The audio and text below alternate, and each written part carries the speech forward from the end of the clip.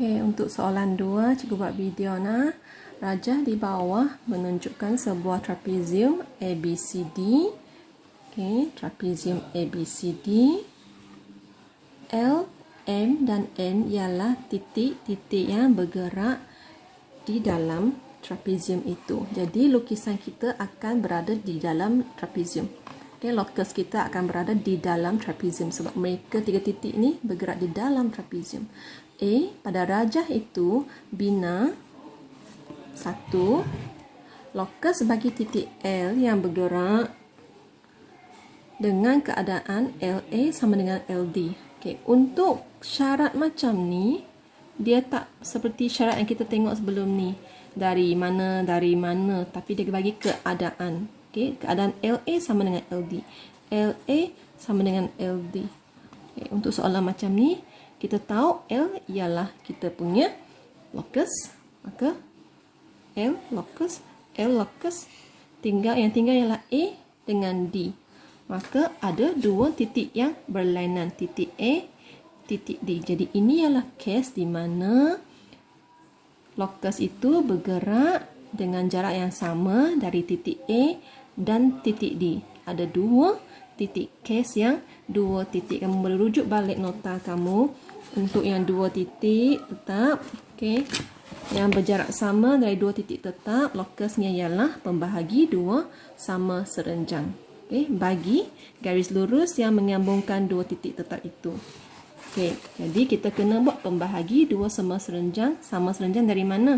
Dari A dan D. Okay. Ini A, ini D. Kita kena buat pembahagi dua sama serenjang. Cikgu harap kamu masih ingat cara nak buatnya. Kamu kena gunakan jangka lukis daripada A. Okay. Kita buka naik ke atas. Buat satu lengkap pendek dari D. Satu lengkap pendek bagi dia bersilang. Okay. Dengan bukaan sebesar ni, kita tak boleh sampai ke bawah ni, kertas ni tak ada tempat. Jadi kita boleh kecilkan. Okay. Asalkan jarak di atas dua tadi sama, jarak di bawah pun kena sama. Satu, ready. Okay. Kita boleh sambungkan dua tempat persilangan tadi tu. Okay. Pastikan garisan kita penuh sampai ke dalam trapezium. Okay. Jadi ini ialah locus kita. Nak panah, tunjukkan ini ialah locus. Apa? Locus L, M atau N? Locus L.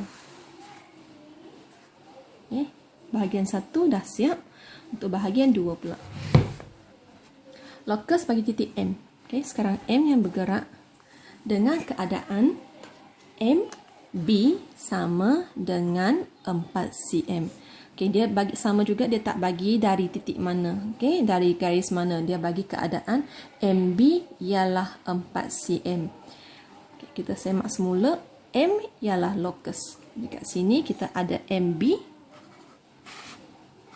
sama 4 cm. Maka M ialah locus kita.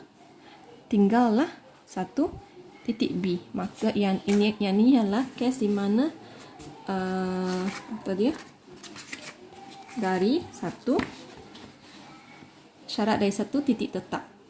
Untuk locus yang bergerak dengan jarak yang sama dari satu titik tetap, kita dapat sebuah bulatan yang berpusat di titik tetap tersebut. Jadi titik tetap itu ialah B. Okey. Titik tetap itu ialah B. Jadi dari B, saya kena buat satu bulatan. Tapi bulatan itu takkan keluar kat luar trapezium. Jadi akhirnya kita akan dapat sebuah lengkok. Sebab locus M itu bergerak di dalam trapezium itu. Berapa besar bukaan jangka lukis saya bergantung kepada berapa jarak dia locus itu daripada titik B. Jarak diberi tak? Ada, dia kata 4 cm. Maka kita buka jangka lukis. Yang ni patutnya boleh dah. Pembaris buruk ni anak saya punya. Okey. Pastikan jarum terletak di kosong. gerakkan sampai ke 4 cm. Okey. Dan bolehlah mula melukis jarum GB, buat satu lengkok. Boleh nampak tak? Okey. Buat satu lengkok. Okey. Tak payah buat kat luar. Macam ni pun dah cukup. Kita buat anak panah. Yang ini yang locus. Apa sekarang locus? M. Sebab titik M yang bergerak, maka locus M. Okey, kita buat locus yang ketiga. Locus bagi titik N yang bergerak dengan keadaan jaraknya sentiasa 5 cm dari garis AD. Dari garis AD. Yalah, garis AD macam mana? AD tu kita tengok. AD berada di sini. AD ini adalah satu garis lurus kan. Jadi case yang mana satu? Dari satu garis lurus. Untuk locus yang bergerak dengan jarak yang tetap dari satu garis lurus, locus yang kita dapat ialah garis lurus yang selari dengan garis lurus AD tadi. Jadi kita kena buat satu garis lurus yang selari dengan dia, yang selari dengan AD. Okey, berapa jarak garis itu? Garis AD berada di sini. Kita kena buat satu garis yang selari dengan dia. Ini selari kan? Selari. Kalau macam ni, dia tak selari dengan AD dah. AD duduk sini. Ni mana selari? Ini pun tak selari. Jadi, ini selari. Okey. Kita kena ukurlah berapa jarak? 5 cm dari garis AD. Jadi, kita kena guna jangka lukis. Ukurkan bukaan 5 cm. Okey, jarum dikosong. Mata pensel di 5. Okey, dari AD, garisan tu kena berjarak 5 cm. Jadi, kita guna titik D dengan garis yang serenjan dengan dia ni. Kita buat satu tanda. Jarak ini ialah 5 cm. Okey. Tadi cikgu lupa kena buat tanda berserenjang. Okey. Okey. Jadi garisan yang locus L ni pun sama berserenjang dengan garisan AD. Jadi kita boleh guna jarak 5 cm di sini. Okey. Kebetulan dia berjumpa dengan titik tadi, tak apa. Okey. Ini ialah bukaan 5 cm. Maka sekarang saya hanya perlu sambungkan dua tanda ini.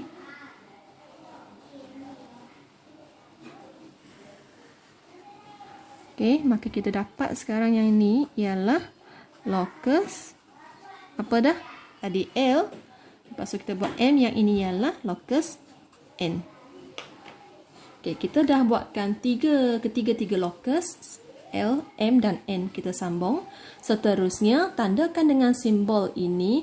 Simbol ini sebenarnya datang daripada dua garis yang bersilang.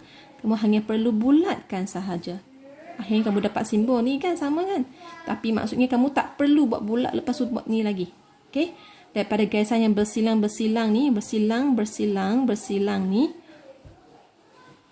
kamu hanya perlu bulatkan. Okey, dia nak yang mana? Dia nak persilangan bagi locus L dan locus M.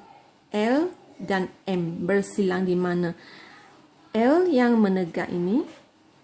Okey, L. M berada di sini lengkok kita. Ingat nah, dia nak L dengan M sahaja. Dia tidak melibatkan locus N pun. L dan M sahajanya. Jadi kita tak tengok pun locus N. Okay? Kita tak tengok locus N, tak tengok garisan melintang ini. Kita hanya tengok garisan menegak dengan garisan lengkong. Di mana mereka bersilang? Inilah tempat dia. Okay? Lengkong di sini. Memotong garisan tegak locus L di sini. Maka kita buat satu bulatan kecil. Okey, selesai dapat markah untuk bahagian B. Okey, itu sahaja. Ada soalan tanya lagi nak?